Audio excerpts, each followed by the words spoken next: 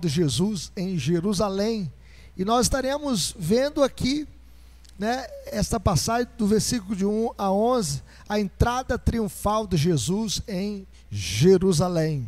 Vamos colocar em pé, eu convido os irmãos a se colocarem em pé, e nós estaremos lendo esse texto alternadamente, e eu estarei lendo com os irmãos, para que os irmãos que estão na transmissão também possam acompanhar a leitura bíblica.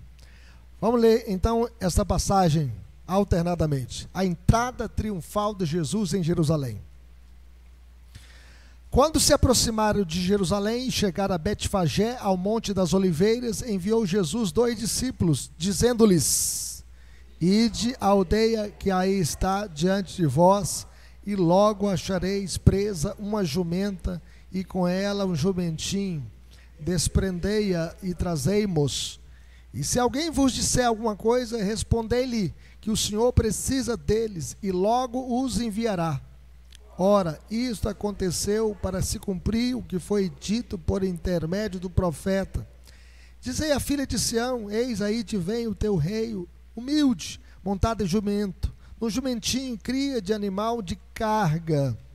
Indo os discípulos, e tendo feito como Jesus lhes ordenara, trouxeram a jumenta e o jumentinho. Então puseram em cima deles as suas vestes, e sobre elas Jesus montou.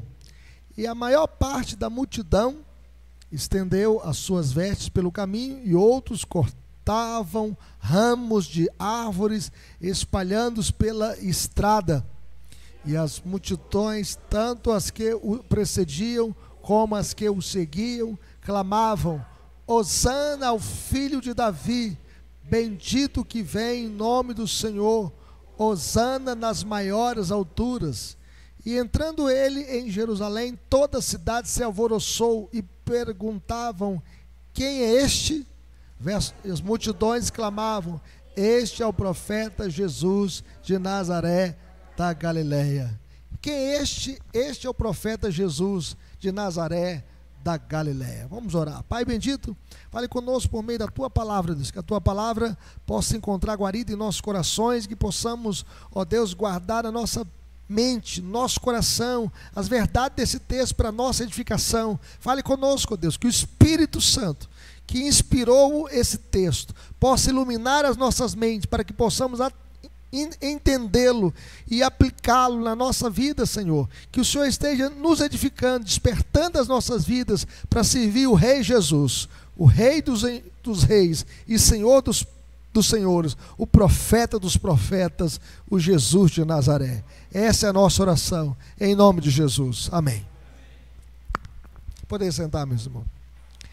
Chegamos à semana da paixão, a semana em que Jesus morreu, e aos grandes acontecimentos dela.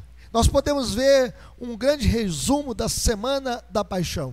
Em primeiro lugar, domingo, aqui é domingo de Ramos, a entrada triunfal de Jesus em Jerusalém e o retorno a Betânia, uma cidade que estava perto de Jerusalém, apenas 3 quilômetros. Na segunda-feira, nós vemos a maldição da figueira, a purificação do templo. A figueira foi amaldiçoada, e a figueira foi amaldiçoada porque ela não produzia frutos, apenas folhas.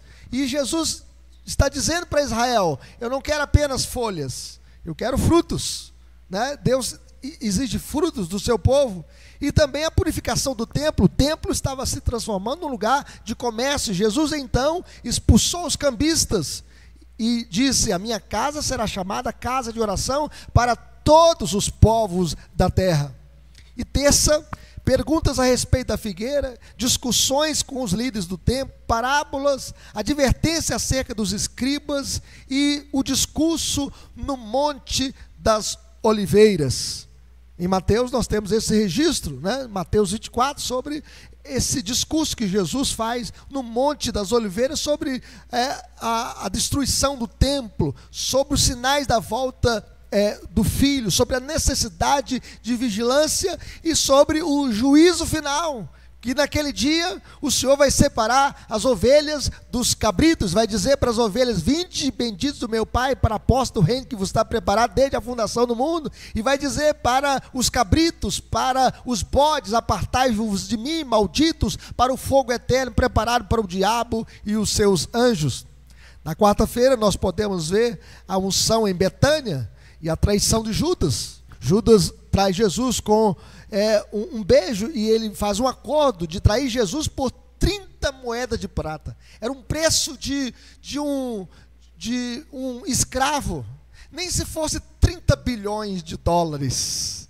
Mas ele traiu apenas por 30 moedas de prata, porque ele era ganancioso, porque ele era amante do dinheiro. E na quinta, nós podemos ver a preparação para a Páscoa.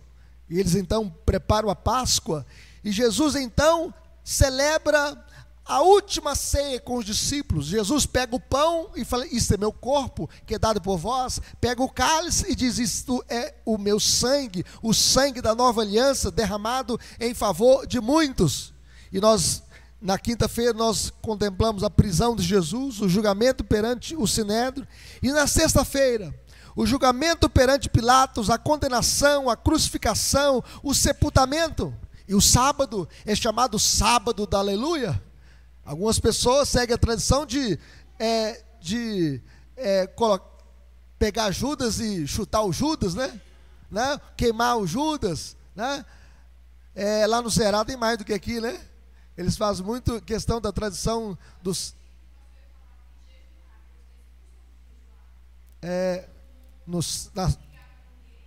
no sábado. Mas o sábado foi Jesus está na sepultura, e é chamado sábado da aleluia, onde que eles malham, chamado malhar o Judas, né? Então veio, e o domingo, gente, é o domingo de Páscoa, a ressurreição. Jesus ressuscitou. Ele disse que morreria a pior morte, a morte de cruz, mas no terceiro dia ele ressuscitaria dentro dos mortos. E aqui nós estamos então, né, no domingo de Ramos, a entrada triunfal de Jesus em Jerusalém, o início da semana da paixão. E aqui nós temos os 7 últimos dias da vida de Jesus na terra, os últimos dias onde Jesus estaria aqui, né, como o Cristo encarnado, que veio para morrer a pior morte, a morte de cruz. E à medida que ele entra em Jerusalém, ele caminha firmemente para o seu sacrifício, porque ele é o Cordeiro de Deus que tira o pecado do mundo. E Jesus então, e os 12 estão se aproximando de Jerusalém. Veja o que diz o verso 1 aí, veja o que diz o texto: quando se aproximaram de Jerusalém, chegaram a Betfagé, ao Monte das Oliveiras, enviou Jesus 2 discípulos, dizendo-lhe... Então Jesus chega em Jerusalém na semana da Páscoa. Na Páscoa, o cordeiro de 1 ano sem defeito era sacrificado. E Jesus então é o Cordeiro de Deus que tira o pecado do mundo. Jesus havia predito, meus irmãos, Jesus já havia dito 3 vezes no Evangelho de Mateus que ele ia ser açoitado, que ele ia ser zombado, cuspido, que ele ia sofrer nas mãos dos principais sacerdotes, que ele ia morrer, que ele ia ser sepultado, mas no terceiro dia ele ressuscitaria dentre os mortos. O Cordeiro de Deus deveria morrer na Páscoa, e eles estavam na semana da Páscoa. Do topo do Monte das Oliveiras, Jesus enviou 2 discípulos para trazer uma jumenta e um jumentinho. E o texto diz que Jesus, seus discípulos, chegam a uma vila chamada Betfagé, e chegaram a Betfagé, ao Monte das Oliveiras. E a vila aqui, Betfagé, era um lugar próximo a Jerusalém. Era um lugar, uma vila urbana, né, que pertencia ali a grande Jerusalém. A gente, quando está aqui em Belo Horizonte, vai a grande Belo Horizonte, né? E a gente conta Contagem, conta Ibirité, Sazedo, como sendo parte da grande Belo Horizonte. Aqui, Betfagé fazia parte da grande Jerusalém. Estava apenas 1 quilômetro de Jerusalém. E na encosta do Monte das Oliveiras. E Jesus enviou para a frente 2 discípulos: ide à aldeia que aí está diante de vós. Não sabemos quais dos discípulos foram enviados, se Pedro ou João, ou Tiago e João. Nós não sabemos. Mas ele enviou esses 2 discípulos. E logo achareis presa uma jumenta, com ela um jumentinho, desprendei-a e trazei-mos. E se alguém vos disser alguma coisa, respondei-lhe que o Senhor precisa deles, e logo os enviará. Olha que coisa maravilhosa. Os discípulos não sabiam ali daquela jumenta, mas Jesus sabia.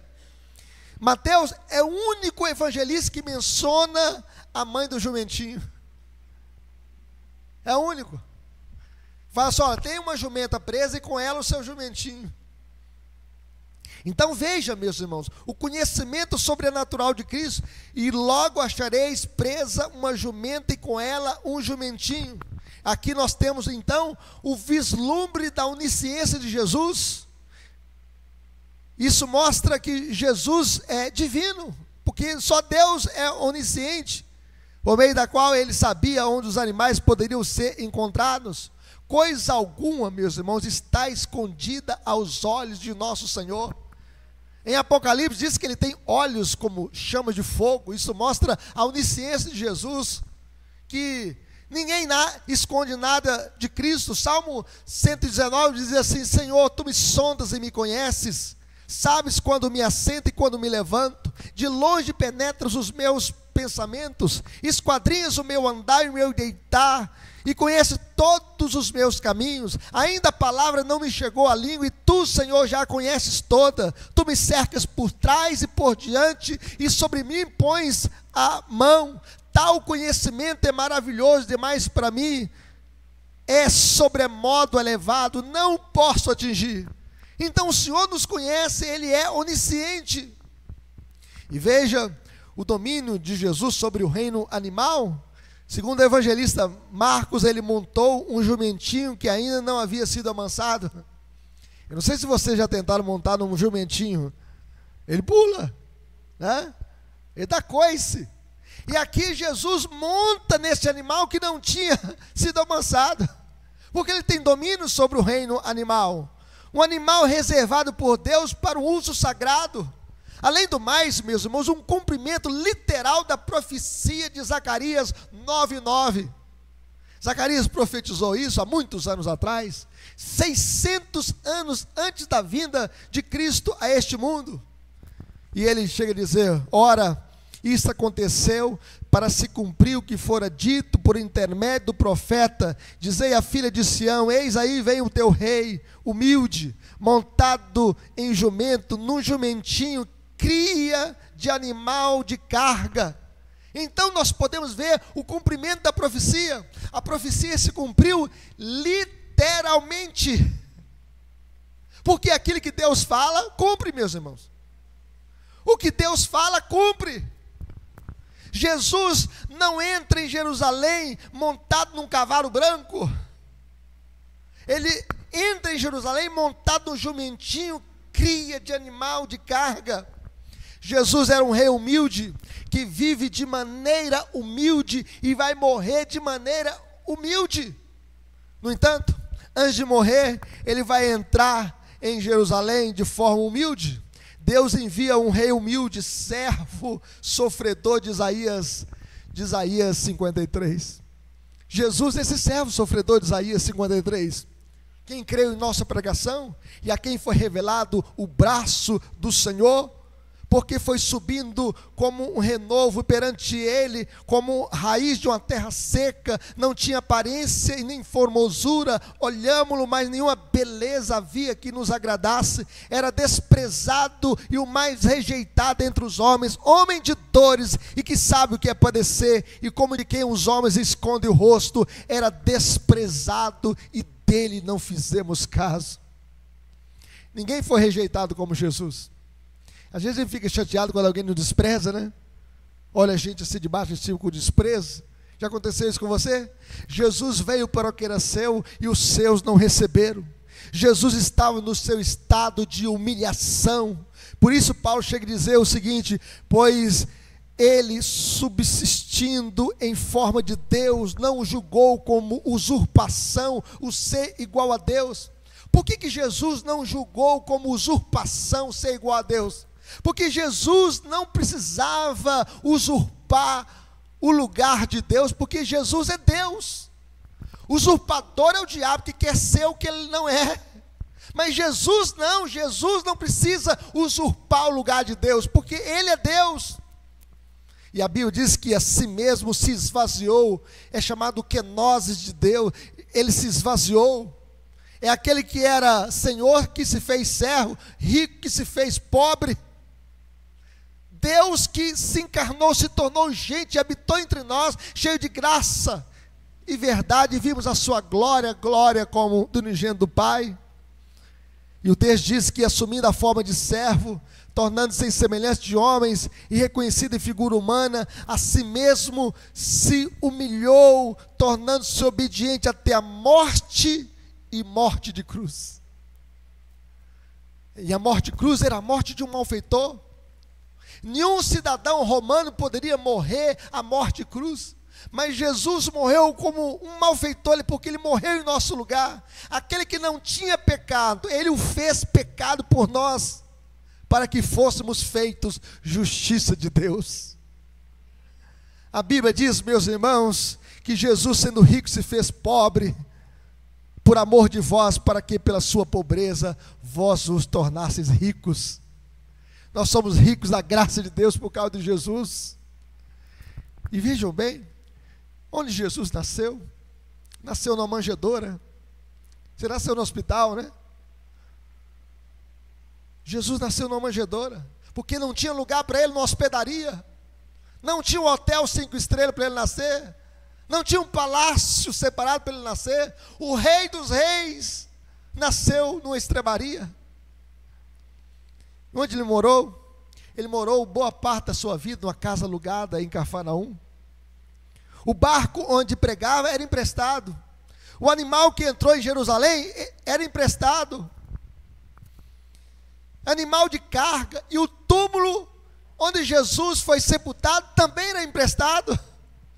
Era um túmulo de José de Arimateia, que ele abriu ali para a sua própria sepultura. Alguns aqui já compraram a sua sepultura, né? Separou lá, né? Ser colocado nos restos mortais. Jesus, até o lugar que ele foi sepultado, era emprestado. Mas também ele ficaria pouco tempo ali, apenas 3 dias. E ele ressuscitaria, a pedra foi removida no dia da ressurreição. Então nós podemos perceber, meus irmãos, veja a autoridade de Jesus. Vamos ler o verso 3 e 4 comigo. Olha a autoridade de Jesus. Olha o que Jesus ordena. E aí está no imperativo, diz assim: desprendei-a e trazei-mos. Ou seja, a jumenta e o jumentinho. E se alguém vos disser alguma coisa, respondei-lhe que o Senhor precisa deles e logo os enviará. Você viu? Mas o Senhor precisa deles. Se alguém falar assim, é como se você estivesse passando e tivesse uma bicicleta ali, né? O cara está ali no comércio ali, você pega a bicicleta e sai assim, né? Alguém, essa bicicleta é minha. Não, o Senhor precisa dela. Aí, ali está o jumentinho, preso. E aí eles liberaram. Foi levando a jumenta, o jumentinho. E aí se alguém perguntasse, o que você está fazendo? Você está levando minha jumenta? Não, o Senhor precisa deles.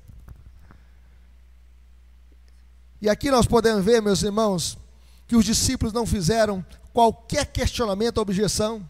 Eles obedeceram às ordens de Jesus. Indo os discípulos e tendo feito como Jesus lhes ordenara, trouxeram a jumenta e o jumentinho, então puseram em cima deles as suas vestes, e sobre elas Jesus montou. Jesus montou então nesse jumentinho, e tudo que nós podemos ver aqui, aconteceu de acordo com as vontades soberanas de Cristo.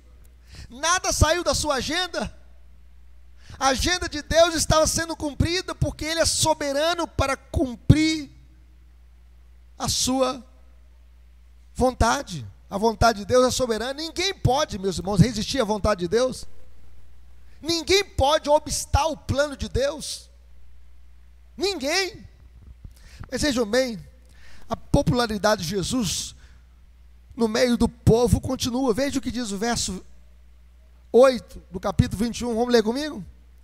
E a maior parte da multidão estendeu as suas vestes pelo caminho, e outros cortavam ramos de árvores, espalhando-os pela estrada. É por isso que algumas pessoas fazem desse domingo o domingo de ramos, porque eles cortavam pedaços de galhos de árvores e se espalhavam no caminho. Muitos da multidão espalharam seus mantos ao longo do caminho diante de Jesus, e outros espalharam ramos que haviam cortado nos campos, e as roupas foram estendidas em honra ao rei, tal como os ramos. A razão, meus irmãos, real era fazer um tapete para o rei entrar em Jerusalém. Ali estava entrando o rei em Jerusalém, e Jesus era muito popular por causa dos seus ensinos e milagres. Em Mateus nós podemos ver o Sermão da Montanha, capítulo 5 até o capítulo 7. Nós podemos ver as parábolas de Jesus no capítulo 13. E nós podemos ver o grande sermão de Jesus, o sermão profético. E nós podemos ver os milagres que Jesus fez, limpando a pele dos leprosos, curando os paralíticos, libertando os endemoniados, abrindo os olhos dos cegos, multiplicando 5 pães e 2 peixinhos para alimentar uma multidão. Quantos milagres Jesus fez! Havia uma expectativa de um rei terreno para libertar a Palestina do domínio de Roma. Eles estavam esperando um rei político e nacionalista. Eles estavam aguardando que alguém entrasse em Jerusalém de modo triunfal para assumir o poder na capital de Israel, Jerusalém, e a partir da capital de Jerusalém, esse rei humano, político, nacionalista, pudesse limpar Jerusalém do poder de Roma. Mas Jesus não veio para ser um rei humano, político, nacionalista. Jesus veio para ser um rei que pudesse libertar o seu povo e comprar o seu povo com o seu próprio sangue vestido na cruz do Calvário. A primeira vinda de Jesus seria uma vinda de humilhação para morrer em nosso lugar como o Cordeiro de Deus que tira o pecado do mundo. Mas Jesus, meus irmãos, recebe alegres hosanas do povo. Veja o que diz o verso 9, vamos ler comigo? E as multidões, tanto as que o precediam como as que o seguiam, clamavam: Hosana ao filho de Davi, bendito que vem em nome do Senhor, hosana nas maiores alturas. Então nós podemos ver que Jesus recebe alegres hosanas, tanto da grande multidão que o acompanhava desde Betânia, quanto da caravana de peregrinos que haviam chegado previamente em Jerusalém. Alguns chegam a dizer que havia 2 milhões de pessoas em Jerusalém e nos arredores de Jerusalém. Eles estavam ali para a festa da Páscoa, a festa mais importante de Israel. Haviam 3 festas anuais: a festa da Páscoa, a festa dos tabernáculos e a festa do Pentecostes. A festa da Páscoa era lembrando a libertação da escravidão no Egito. A festa dos tabernáculos era lembrando os 40 anos de peregrinação no deserto. E a festa do Pentecostes era a festa dos primeiros frutos, da colheita boa. E eles então se reuniam em Jerusalém 3 vezes no ano para celebrar estas 3 festas. E a festa mais importante era a festa da Páscoa. Tanto os que iam diante dele, como os que vinham depois, clamavam: Hosana. O que é Hosana?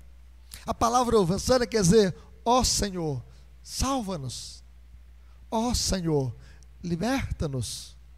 Ó Senhor, ajuda-nos. Estavam clamando: Hosana nas maiores alturas, Hosana ao filho de Davi. E esse é um título messiânico, um reconhecimento por parte do povo de que o Messias havia de vir da linhagem de Davi. Davi era da tribo de Judá, o maior rei de Israel. Os 3 primeiros reis de Israel, Saul, Davi e Salomão. Davi é o rei mais importante na história de Israel.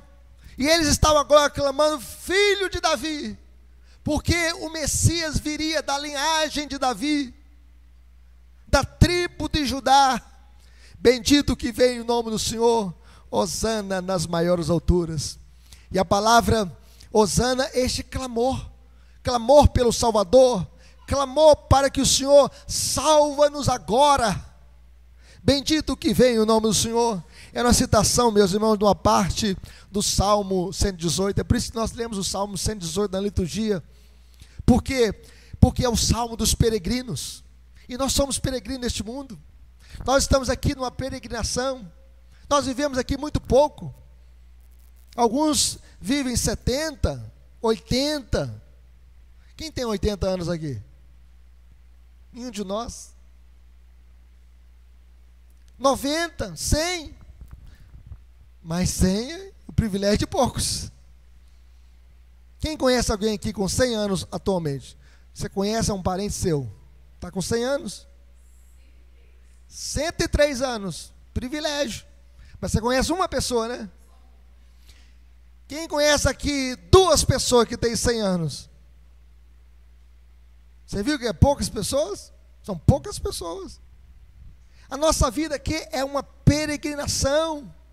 E este povo então subia a Jerusalém como peregrinos, cantando o Salmo 118. Ó Senhor, salva-nos, nós te pedimos. Ó Senhor, concede-nos prosperidade. Bendito que vem o nome do Senhor. A vós outros da casa do Senhor, nós vos abençoamos. O Senhor é Deus, Ele é nossa luz. Adornai a festa com ramos até as pontas do altar.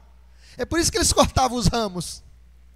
Lembrando do Salmo dos peregrinos, Salmo 118, uma oração a Deus, meus irmãos, pela vinda do reino, bendito que vem em nome do Senhor. E Jesus é o Messias que restabelece o reino davídico. Os reinos, meus irmãos, deste mundo passam. Vamos pegar aqui os reinos. O Egito é um reino que passou, como grande potência. Babilônia, de Nabucodonosor caiu.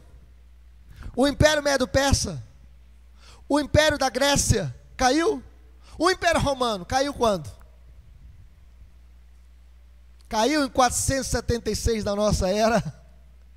O Império Romano caiu, que dominou o mundo inteiro. Os reinos humanos passam, mas o reino de Cristo permanece para sempre. É por isso que o Senhor Jesus disse: edificaria a minha igreja e as portas do inferno não prevalecerão contra ela. Nem o comunismo, nem o islamismo, nada poderá impedir o avanço da igreja. Hosana nas maiores alturas. Isso mostra que o Messias era considerado como um dom de Deus, aquele que habita no mais alto céu e é digno das orações e do louvor de todos, incluindo até mesmo os anjos. No entanto, meus irmãos, por não entender o caráter do reino do Senhor, o povo recebeu como general conquistador um reino político, um reino físico. Por isso, quando Jesus deixou de cumprir as suas expectativas mundanas, eles o rejeitaram e acabaram exigindo aqui a sua crucificação. Quando o povo viu que Jesus ia morrer, ia se entregar como o Cordeiro de Deus que tira o pecado do mundo, o povo começou a gritar: crucificam-o, crucificam. Este povo que tinha comido os pães que Jesus multiplicou, os peixes que Jesus multiplicou, agora estava clamando, em vez de hosana, estavam clamando crucificam. Entretanto, o reino de Cristo é um reino espiritual, um reino no coração dos homens. Por exemplo, meus irmãos, nós não temos esperança nenhuma que um político possa mudar o coração dos homens, só Cristo. Só Cristo. Nós não temos esperança nenhuma que o sistema penitenciário possa recuperar o preso, só Cristo. É por isso que nós devemos visitar as cadeias, nós devemos pregar nos grandes centros das grandes cidades. Quem foi recentemente no centro de Belo Horizonte? Você tem ido toda semana? Tem muito drogado ali? Hã? Às vezes a gente passa assim, tem muita gente vendendo o seu corpo para prostituição? Tem. Tem muita pessoa presa no lesbianismo, homossexualismo? Tem. Às vezes com o corpo quase nu, se oferecendo como se fosse uma mercadoria. Pessoas presas.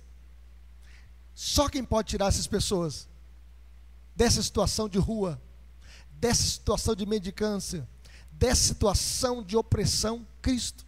Não existe outro. Só Cristo, meus irmãos. Por isso nós devemos pregar o Evangelho, recuperar as pessoas. Às vezes a gente ouve alguns políticos falar, a educação vai salvar o mundo. Não fala assim? Aí você vai nas universidades, está lá pichado lá, todos os movimentos contrários à fé. E às vezes nós mandamos os nossos adolescentes, jovens para a escola, para a faculdade, para fazer o curso, eles voltam lá, um noiado, preso. Então o menino que está dando aqui, o pai é rico, o pai tem uma boa situação financeira, foi para a faculdade e hoje é um escravo das drogas. Aprendeu dentro da Universidade Federal, foi para estudar e hoje é um dependente químico. É triste como a situação de milhares de jovens escravizados, milhares de jovens presos nas drogas, nas ideologias contrárias à fé cristã. Só o Evangelho para recuperar a nossa juventude, a nossa sociedade. Nada pode sarar uma família, sarar casais, se não for o Evangelho. Cristo, para abençoar os casamentos. Quantas pessoas casam? Já viu um jovem certa feita, né? Ele era não crente, mas me ouviu pregar na rádio e falou assim: pastor, você faz meu casamento? Eu faço, mas eu tenho que fazer 3 aconselhamentos bíblicos com vocês. Aí eu fiz o aconselhamento. Eles viviam uma vida já em relação sexual. Eu fiz num sítio o casamento deles, mas eu aconselhei. No último aconselhamento, eu falei assim: olha, casamento é para sempre. E ele falou assim comigo: pastor, se não der certo, a gente acaba o casamento. Aí eu falei assim: já estão começando com a derrota. O casamento durou apenas 1 ano, meus irmãos. Aqueles jovens queriam apenas a bênção ali, religiosa, mas não queriam a bênção de Cristo nas suas vidas. Casamento para dar certo, a gente precisa ter Jesus. Filho para vencer esse mundo caído, só em Cristo. Só em Cristo. Só com o Rei Jesus no coração, só com Ele. E aqui nós podemos ver que este reino de Cristo avança não politicamente, mas mudando corações e mentes para Deus. Quando Jesus entrou em Jerusalém, toda a cidade estava em alvoroço e perguntavam: quem é este?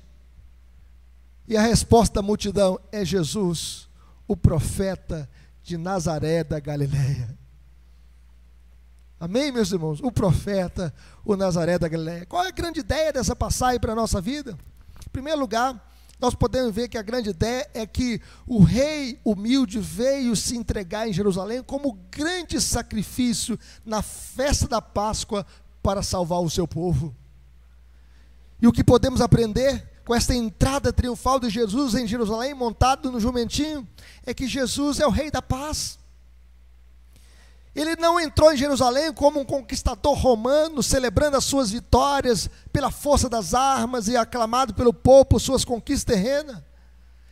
Entretanto, ao montar um jumentinho, Jesus está dizendo que a sua missão era uma missão de paz e que o seu reino era um reino espiritual. A Bíblia diz que o reino de Deus não é comida nem bebida, mas paz, alegria no Espírito Santo. Jesus não veio para destroçar e sim amar, não veio pelo poder das armas, mas sim pela força, a força do amor. Jesus não veio como um rei político para nos libertar do reino de Roma, mas Jesus veio para nos libertar de uma escravidão muito pior. Jesus veio para nos libertar dos nossos pecados e do reino de Satanás. Glória a Deus, meus irmãos. Quem habita em nós hoje é o Espírito Santo. Ele veio para morrer na cruz e nos reconciliar com Deus. A Bíblia diz que Deus estava em Cristo reconciliando consigo o mundo. E a morte de Cristo na cruz é o ponto mais alto do ministério terreno de Jesus. E esse sacrifício, meus irmãos, não deveria ser feito em secreto, em segredo, em algum recanto, mas deveria acontecer em Jerusalém, onde Jesus foi colocado naquela cruz e foi pregado ali naquela cruz, e ficou 6 horas dependurado naquela cruz. Por isso que Jesus fez a sua entrada triunfal em Jerusalém, uma entrada pública, notória, corajosa. Antes que fosse oferecido o grande sacrifício pelos pecados do mundo, era correto que todos os olhos contemplassem a vítima, contemplassem Jesus, a oferta de Deus, o Cordeiro de Deus por nós pecadores. Pois Jesus era o Cordeiro perfeito da Páscoa, e em Cristo nós temos paz com Deus. Em Cristo nós temos reconciliação com Deus. Em Cristo a nossa amizade com Deus foi restabelecida, porque outrora nós éramos inimigos de Deus, mas agora nós somos amigos de Deus por causa da cruz, por causa daquilo que Jesus fez por nós na cruz do Calvário. Mas o que aprendemos aqui? Em segundo lugar, que Jesus é o Rei onisciente e cheio de autoridade. Nós vimos que Jesus demonstrou onisciência, sabendo onde estava o jumentinho, demonstrando autoridade, dando ordens para trazer o jumentinho, demonstrou domínio sobre o reino animal, pois montou um jumentinho que ainda não havia sido montado. E isso revela o quê? Revela a sua soberania sobre a criação. A Bíblia diz que tudo foi criado por Ele e para Ele. Tudo, meus irmãos. Ele criou o sol, a lua, as estrelas. O sol é mais de 1 milhão de vezes maior do que a terra. O sol está paradinho na abóbada celeste, no universo.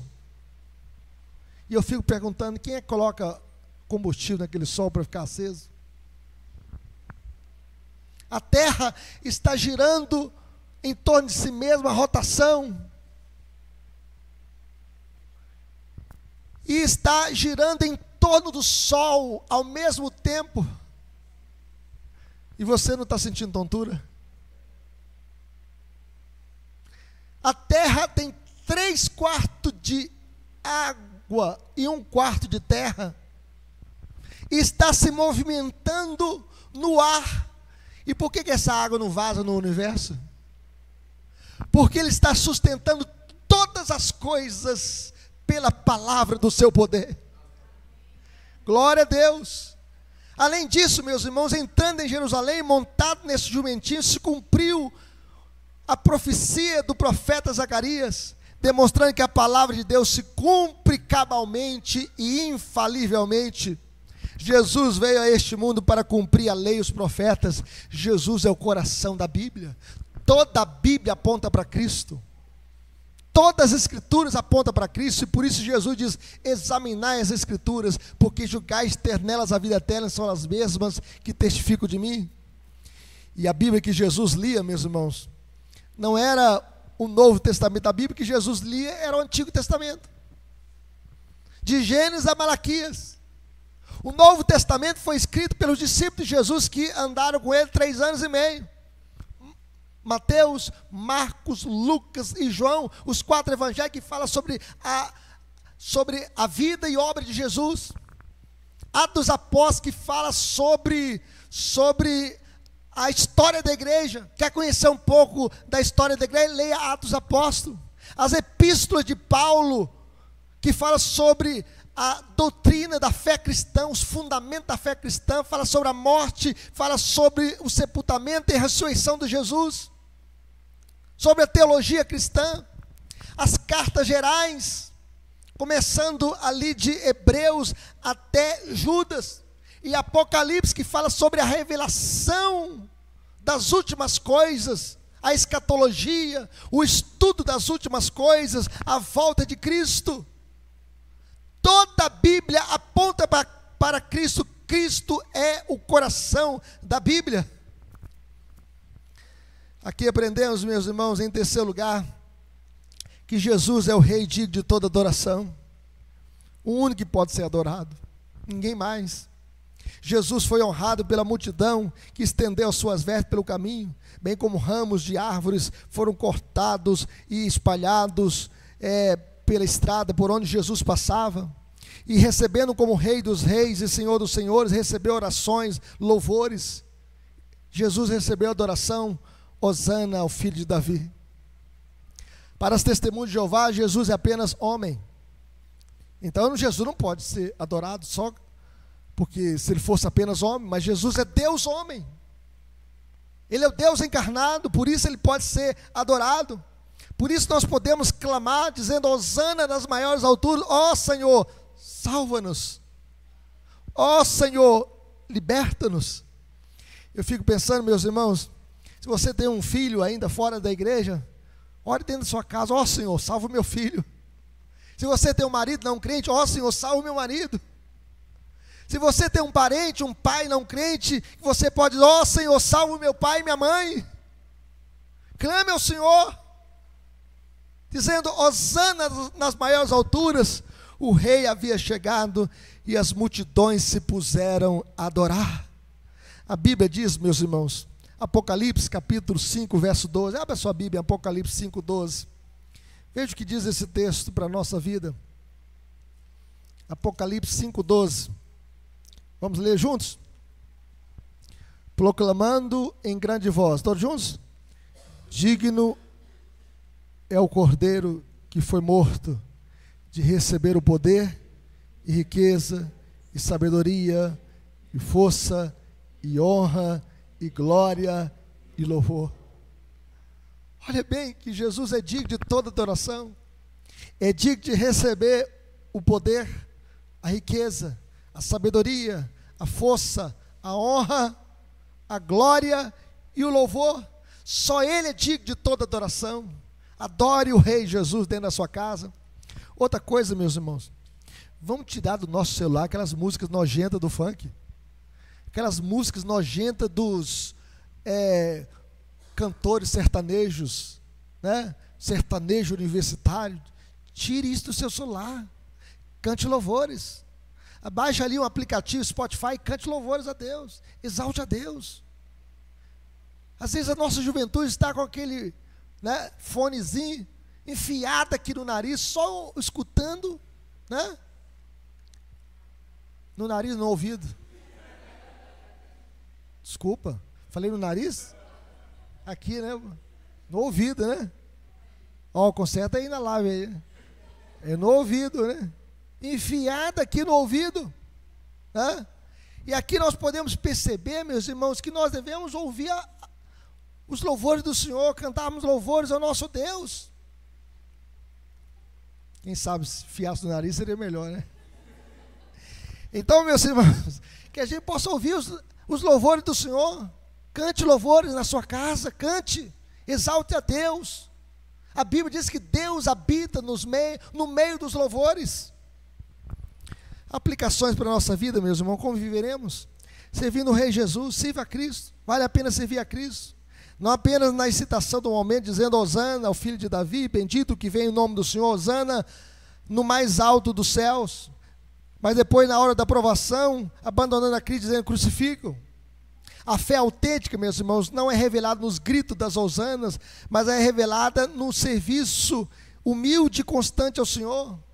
Quem é esse Rei da glória? Quem é esse Rei Jesus? Ele é o eterno Filho de Deus que se fez carne. Na sua primeira vinda, ele veio como um rei humilde, que veio para se oferecer como a vítima do sacrifício, como o Cordeiro de Deus que tira o pecado do mundo. Veio se oferecer como servo sofredor, de Isaías 53, mas na sua segunda vinda, não virá como o rei humilde, mas como o rei glorioso. Naquele dia, ele não vai vir para salvar, ele vai vir para julgar. E vai vir para buscar o sal e dizer: vinde benditos do meu Pai, para a posse do reino que vos está preparado desde a fundação do mundo. E vai dizer para os ímpios: apartai-vos de mim, malditos, para o fogo eterno, preparado para o diabo e os seus anjos. Então sirva ao Senhor. Nesse dia será um dia de alegria para os seus súditos, mas será um dia de tristeza para aqueles que não o servem. O rei humilde, meus irmãos, vai voltar em glória. Jesus voltará para buscar a sua igreja. Então sirva-o até o fim de sua vida, porque a melhor opção de vida é servir o Rei Jesus. Sirva-o de todo o seu coração. Como viveremos? Bendizendo o Rei triunfante, aquele que entrou em Jerusalém de modo triunfal para se oferecer como oferta pelo pecado em nosso lugar. Ele é digno de toda a nossa oração. Adore o Rei. Ele é o Cristo, o Messias, o Filho de Deus, o mediador entre Deus e os homens, o cabeça da igreja, o Rei dos reis, o Senhor dos senhores. E nós devemos cantar Hosana nas maiores alturas. Davi foi um grande cantor em Israel, um grande compositor. Só no Salmo ele tem 73 salmos. Davi ele estabeleceu turnos de adoração, não apenas no domingo, mas de 24 horas no templo o povo ficava louvando a Deus, com todos os instrumentos possíveis daquela época. A harpa, vocês já viram a harpa sendo tocada? É a coisa mais linda, a pessoa fica dedilhando aquela harpa, tocando, e eles tocavam os instrumentos musicais em adoração ao Senhor. E Davi no Salmo 103 ele cantou: bendiz, ó minha alma, o Senhor, e tudo que é em mim bendiga o seu santo nome. Bendiz, ó minha alma, o Senhor, e não te esqueças de nenhum só de seus benefícios, porque Ele é quem perdoa os nossos pecados, Ele é quem sara as nossas enfermidades, Ele é quem da cova redime a nossa vida, Ele é quem nos coroa de graça e misericórdia, Ele é quem farta a nossa vida das suas bênçãos e nos coroa com todas as suas bênçãos. Que Deus seja louvado. O texto diz: quem farta de bens a tua velhice, de sorte que a tua mocidade se renova como a da águia. Bendito seja o Rei dos reis e Senhor dos senhores. Amém? Vamos orar, vamos falar com Deus. Coloque-se em pé, vamos falar com o Senhor de todo o nosso coração. Vamos pedir ao Senhor que nos visite com a sua graça e que possamos servir o Rei dos reis. Hoje é o domingo de Ramos e você entendeu que Jesus entrou triunfalmente em Jerusalém para morrer a nossa morte, para nos dar a sua vida. Pai bendito, muito obrigado, Senhor. Nós queremos bendizer o Rei dos reis e Senhor dos senhores, aquele que entrou em Jerusalém montado no jumentinho, cria de animal de carga, e entrou ali para morrer a pior morte, a morte de cruz, e se oferecer em nosso lugar como oferta em prol das nossas vidas, e morrer, ó Deus, por causa dos nossos pecados. Por isso, Senhor, nós queremos servir o Rei de todo o nosso coração, e nós queremos segui-lo sempre de perto, em comunhão com o Senhor, com alegria. Nós queremos servi-lo até o último dia da nossa vida, ou até o dia da volta de Cristo. Que o Senhor esteja nos fortalecendo, pois queremos te servir com os nossos dons, ó Deus, com os nossos talentos. Ó Deus, queremos depositar a nossa vida no teu altar, pois sabemos que a vida só faz sentido quando Cristo é tudo na nossa vida. Que o Senhor seja o primeiro na nossa casa, no nome de Jesus. Nós queremos te bendizer, Senhor, de todo o nosso coração. Nós queremos, ó Deus, tirar dos nossos ouvidos, ó Deus, toda música profana que não exalta o teu nome. Nós queremos tirar, ó Deus, do nosso coração tudo aquilo, ó Deus, que é ídolo e que atrapalha a nossa comunhão com o Senhor. Nós queremos bendizer o Rei dos reis e o Senhor dos senhores, porque Ele perdoou os nossos pecados, porque Ele nos deu saúde, Ele sarou as nossas enfermidades, porque Ele nos livrou muitas vezes da morte, preservando a nossa vida. Bendito seja o teu nome. E o Senhor nos coroou de graça e misericórdia. E de coração nós te bendizemos, Senhor, e de coração nós te exaltamos. Receba o nosso culto, Senhor, e ajuda-nos a sair daqui com o coração disposto a te servir melhor, com o coração disposto a andar nos teus caminhos, com o coração disposto a espalhar a tua mensagem para outros corações. Nós te pedimos, ó Deus, que as nossas universidades sejam tomadas de crentes exercendo a sua fé e não se desviando com as ideologias, ó Deus, do mal, ideologia satânica. Queremos que as nossas praças, ó Deus, não sejam um campo de sangue, mas que as nossas praças, ó Deus, sejam um lugar, ó Deus, de confraternização e um lugar também de restauração pela ação do teu povo nas praças, pregando o evangelho nas praças.